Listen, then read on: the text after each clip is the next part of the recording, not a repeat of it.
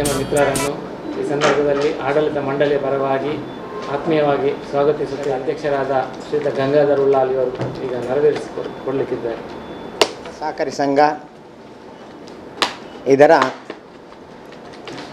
2018-19 ವರ್ಷದ ಪ್ರಗತಿಯ ಬಗ್ಗೆ ಪತ್ರಿಕಾಗೋಷ್ಠಿಯನ್ನು ಕರೆದಿದ್ದೇವೆ.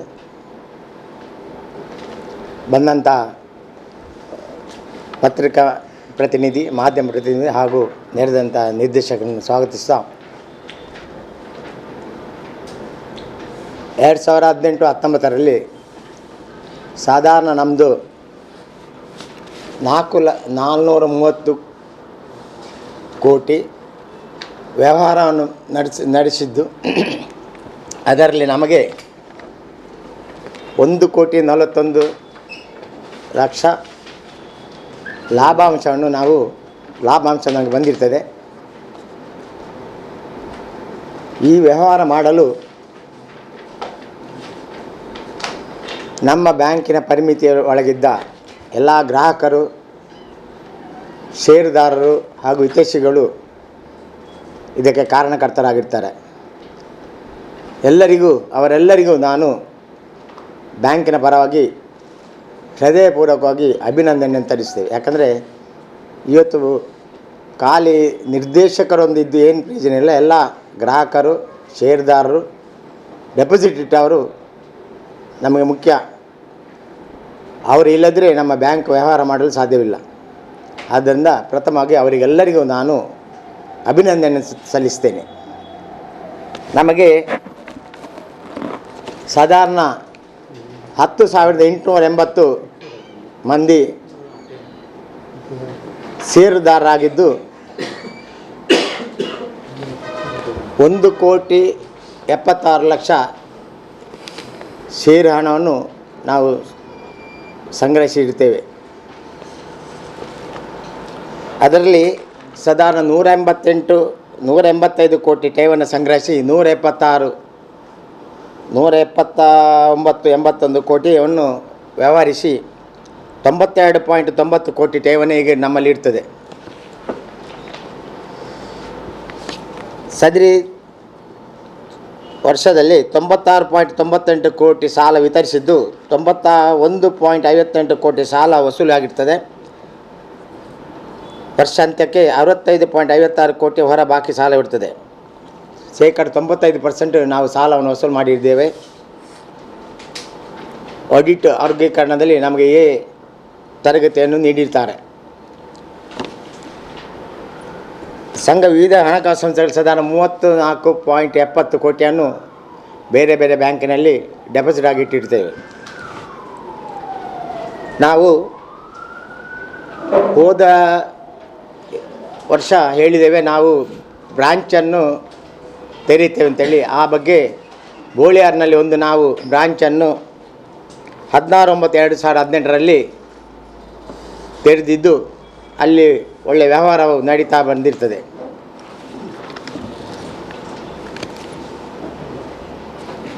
ಪ್ರತಿ ವರ್ಷವೂ ಜನರ ಸಹಕಾರದಿಂದ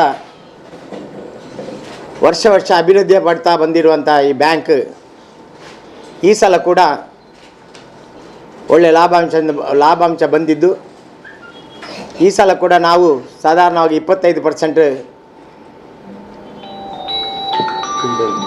ಜನರಿಗೆ ಡಿವಿಡೆಂಡ್ ಕೊಡಲಿಕ್ಕೆ ನಮ್ಮ ಸಾಮಾನ್ಯ ಸಭೆಯಲ್ಲಿ ತೀರ್ಮಾನಿಸಿದ್ದೇವೆ. ಅದನ್ನು ನಾವು ನಾಡ್ದು ಮಹಾಸಭೆಯಲ್ಲಿ ಮಂಜೂರಾತಿ ಪಡೆಯಲಿದ್ದೇವೆ.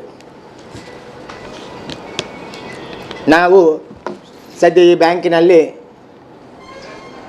ನೆಫ್ಟ್ ವ್ಯವಸ್ಥೆಯನ್ನು ಮಾಡಿಕೊಂಡಿರ್ತೇವೆ. ಹಾಗೆ ಕೋರ್ ಬ್ಯಾಂಕಿಂಗ್ ವ್ಯವಸ್ಥೆಯನ್ನು ಕೂಡ ಮಾಡಿರ್ತೇವೆ. ಅಂದರೆ ನಮ್ಮ ಬ್ಯಾಂಕಿನಿಂದ ಬೇರೆ ಯಾರಿಗಾದರೂ ಹಣ ಟ್ರಾನ್ಸ್ಫರ್ ಮಾಡಿದರೆ ನಮ್ಮ ಬ್ಯಾಂಕಿನಿಂದ ಟ್ರಾನ್ಸ್ಫರ್ ಮಾಡುವುದು ಅವರಿಗೆ. ಹಾಗೆ ನಮ್ಮ ಪ್ರತಿ ಬ್ಯಾಂಕಿನಿಂದ ಹಣವನ್ನು ಹೆಡ್ ಆಫೀಸಿಗೆ ಬಂದು ಹಣ ಪಾವತಿ ಮಾಡಬೇಕಂತಿಲ್ಲ, ಬ್ರಾಂಚಿಗೆ ಹೋಗಿ ಹಣವನ್ನು ಪಾವತಿ ಮಾಡುವ ವ್ಯವಸ್ಥೆಯನ್ನು ಕೂಡ ನಾವು ಮಾಡಿರ್ತೇವೆ. ರೈತರಿಗೆ ಸರ್ಕಾರದಿಂದ ಸಿಕ್ಕುವಂಥ ಎಲ್ಲ ಸಹಾಯಧನವನ್ನು ಸಮಯಕ್ಕೆ ಸರಿಯಾಗಿ ಬಂದಂಥ ಹಣವನ್ನು ಅವರಿಗೆ ಕೊಡುವಂಥ ವ್ಯವಸ್ಥೆಯನ್ನು ಮಾಡಿಕೊಟ್ಟಿರ್ತೇವೆ. ಆದುದರಿಂದ ನಮಗೆ ಇನ್ನೂ ಕೂಡ ಎಲ್ಲ ಗ್ರಾಹಕರದು ಎಲ್ಲ ಮಾಧ್ಯಮದವರದು ಸಹಕಾರ ಬೇಕು. ನಮಗೆ ಮುಂದಕ್ಕೆ ಹೆಚ್ಚೆಚ್ಚು ಅಭಿವೃದ್ಧಿಪಡಿಸಲು ಎಲ್ಲರ ಸಹಕಾರ ಬೇಕೆಂದು ಮಾಧ್ಯಮದ ಮೂಲಕ ನಾನು ಜನರಲ್ಲಿ ಕೇಳಿಕೊಳ್ತಾ ಇದ್ದೇನೆ. ಅಲ್ಲದೆ ನಾಡ್ದು 21/9/2019 ಇದೇ ಬ್ಯಾಂಕಿನ ಮೇಲ್ಗಡೆಯಲ್ಲಿ ಮಹಾಸಭೆ ನಡೆಯಲಿದ್ದು ಆ ಮಹಾಸಭೆಗೆ ಎಲ್ಲರೂ ಬಂದು, ಗ್ರಾಹಕರು ಬಂದು, ಷೇರುದಾರರು, ಗ್ರಾಹಕರು ಎಲ್ಲರೂ ಬಂದು ಮಹಾಸಭೆಯನ್ನು ಚೆಂದಗಾಣಿಸಿಕೊಡಬೇಕಾಗಿ ಪತ್ರಿಕಾ ವ್ಯವಸ್ಥೆಯಲ್ಲಿ ಮತ್ತು ಮಾಧ್ಯಮದ ಮೂಲಕ ವಿನಂತಿಸಿಕೊಳ್ತಾ ಇದ್ದೇನೆ. ಬೆಳಿಗ್ಗೆ 10 ಗಂಟೆ ಸ್ಟಾರ್ಟ್ ಆಗ್ತದೆ. 10 ಗಂಟೆ ನೆಫ್ಟ್ ಇಡೀ ನಮ್ಮ ಬಹುಶಃ ರಾಜ್ಯದಲ್ಲಿ ಕೂಡ ನಾನು ಹೇಳಿದಾಗೆ ಅದು ನಮ್ಮ ಪ್ರಪ್ರಥಮ ಅಂತ ಹೇಳಲಿಕ್ಕೆ ಬಯಸ್ತಾ ಇದ್ದೇನೆ. ಹಾಗೆಯೇ ಈಗ ಸಾಲ ಮನ್ನಾ ಯೋಜನೆ ಅಡಿ, ಈ ಸಮ್ಮಿಶ್ರ ಸರ್ಕಾರ ಬಂದ ಸಾಲ ಮನ್ನಾ ಯೋಜನೆ ಅಡಿಯಲ್ಲಿ ಸಾಧಾರಣ 3,27,00,000 ಸಾಲ ಬರಬೇಕಾಗಿದ್ದು 1,92,00,000 ರೂಪಾಯಿ ನಮ್ಮ ರೈತರಿಗೆ 1,09,25,000 ರೂಪಾಯಿ ನಮ್ಮ ರೈತರಿಗೆ ಸಂದಾಯವಾಗಿದ್ದು 2,18,36,000 ರೂಪಾಯಿ ಬರಲು ಬಾಕಿ ಇದೆ. ಇದನ್ನು ಕೂಡ ತಾವು ತಮ್ಮ ಮಾಧ್ಯಮದಲ್ಲಿ ಪ್ರಕಟಿಸಬೇಕು ಅಂತ ನಿಮ್ಮನ್ನು ವಿನಂತಿ ಮಾಡ್ತಾ ಇದ್ದೇನೆ.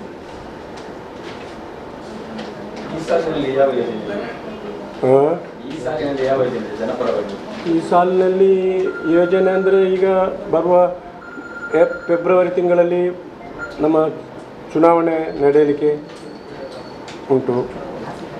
5 ವರ್ಷಕ್ಕೊಮ್ಮೆ ನಡೆಯುವಂಥ ಚುನಾವಣೆ. ಅದರ ಮೊದಲಾಗಿ ನಮ್ಮ ಈಗಿನ ಅಧ್ಯಕ್ಷರು ಕೆಲವು ಯೋಜನೆಗಳನ್ನೆಲ್ಲ ರೂಪಿಸಬೇಕು. ನಮ್ಮ ಹಳೆಯ ಆ ಜಾಗ ಇರುವುದರಲ್ಲಿ ಕಟ್ಟಡವನ್ನು ಕಟ್ಟುವಂಥ ಒಂದು ವ್ಯವಸ್ಥೆಯನ್ನು ಕೂಡ ಮಾಡಬೇಕು. ಮತ್ತು ನಮ್ಮ ದೇರ್ಲಗಟ್ಟೆ ಶಾಖೆಗೆ, ಬ್ರ್ಯಾಂಚಿಗೆ ಒಂದು ಹೊಸ ಕಟ್ಟಡವನ್ನು ಕೂಡ ನಾವು ಸ್ವಂತಕ್ಕೆ ಖರೀದಿ ಮಾಡಿಸಬೇಕು ಅನ್ನೋ ಒಂದು ಯೋಜನೆಯನ್ನು ಕೂಡ ಹಾಕ್ಕೊಂಡಿದ್ದೇವೆ. ರೈತರಿಗೆ ಕೊಡುವಂಥ ಎಲ್ಲ ಸವಲತ್ತುಗಳು, ರಸಗೊಬ್ಬರ, ಕ್ರಿಮಿನಾಶಕ ಇಂಥದ್ದನ್ನೆಲ್ಲ ನಮ್ಮ ಬ್ರ್ಯಾಂಚಿನ ತೊಕ್ಕೋಟು ಬ್ರ್ಯಾಂಚಿನ ಮೂಲಕ ಕೊಡ್ತಾ ಇದ್ದೇವೆ. 2018-19 ಸಾಲಿನ ಅಗತ್ಯ ಸಾರ್ವಜನಿಕರಿಗೆ ಹಾಗೂ ತಿಳಿಸಲು ಒಂದು ಪತ್ರಿಕಾ ಮಾಧ್ಯಮದವರನ್ನು ನಾವು ಇಲ್ಲಿ ಆಗಿದ್ದೇವೆ. ಈ ಪತ್ರಿಕಾ ಗೋಷ್ಠಿಗೆ ಬಂದಿರುವಂತಹ ಎಲ್ಲ ಮಾಧ್ಯಮ ಮಿತ್ರರಿಗೆ ಧನ್ಯವಾದವನ್ನು ಅರ್ಪಿಸುತ್ತಾ, ಹಾಗೆ ಇಲ್ಲಿರುವಂಥ ಎಲ್ಲ ನಿರ್ದೇಶಕರು, ಅಧ್ಯಕ್ಷರು ಹಾಗೂ ನಿರ್ದೇಶಕರಿಗೂ ಕೂಡ ಧನ್ಯವಾದವನ್ನು ಅರ್ಪಿಸ್ತಾ ಈ ಪತ್ರಿಕಾ ಗೋಷ್ಠಿಯನ್ನು ನಾವು